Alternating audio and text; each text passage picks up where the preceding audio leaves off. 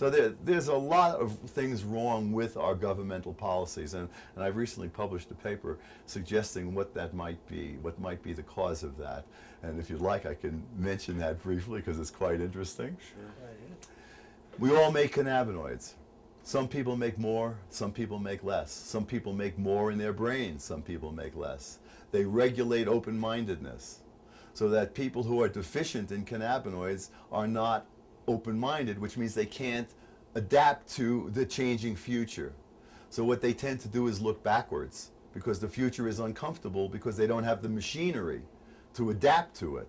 So they tend to look backwards in time because they're comfortable there. They don't have to relearn things, they don't have to learn new things. And if you get a population of people looking backwards, they're going to tend to agree with one another much more so than a group of people who are looking into the future, because they don't know what the future holds, whereas the other people, they're talking about what's already occurred. So it's my contention that cannabinoid defective people are going to tend to accumulate in government. And I think that's why we have this drug war. I think what we're looking at right now is evolution in action. And let me explain what I mean by that. 100 years ago, people were dying of infectious diseases in this country.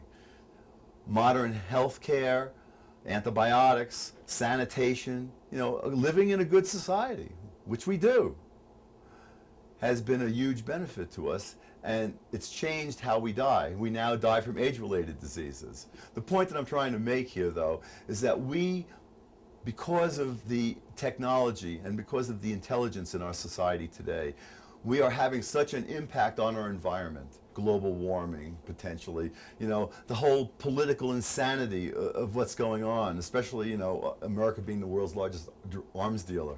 There are so many problems that are occurring in our world today that require rapid thinking, intelligent thinking, and maybe new thinking. And what that demands is that we have flexibility of mind.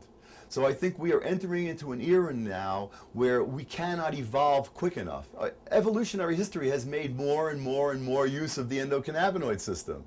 It's in the higher centers of our brain, We have more of those higher centers and more cannabinoid receptors than lower organisms, be they the dog or a chicken or, So we have an evolutionary trend, make and use more cannabinoids.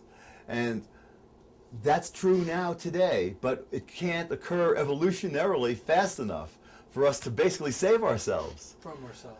From ourselves and from, essentially, from ourselves and the impact that we're having. So I would say that now more than ever, we have to have an enlightened population that has a robust cannabinoid system, and that really, once again, means take those essential fatty acids and consume cannabis, and let's change the world we're living in for the better, rather than to let these cannabinoid defective people who are running our government basically destroy our environment and our world.